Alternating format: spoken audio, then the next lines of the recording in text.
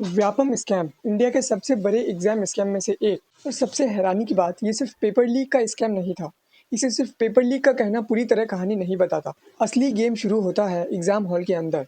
एक सिस्टम था जिसे मुन्ना भाई सिस्टम कहा जाता था। इसमें स्टूडेंट्स दूसरों के नाम से एग्जाम देते थे और कई बार एक और तरीका यूज होता था जिसे इंजन बोगी सिस्टम कहा जाता था। एक इंटेलिजेंट स्टूडेंट बीच में बैठता था और उसके आसपास पैसे देकर आए स्टूडेंट्स, ताकि सब कुछ आसानी से कॉपी कर सके। अगर ये भी काम ना करे तो एक और तरीका था। पैसे देकर आए स्टूडेंट्स को बोला जाता था कि कुछ आंसर्स खाली छोड़ दो और बाद में वो एमआर शीट ही बदल दी जाती थी। यानी स्कैम सिर्फ एग्जाम हॉल तक नहीं, पूरे सिस्टम के अंदर तक पहुंच चुका था। और ये सिर्फ मेडिकल एंट्रेंस तक सीमित नहीं था।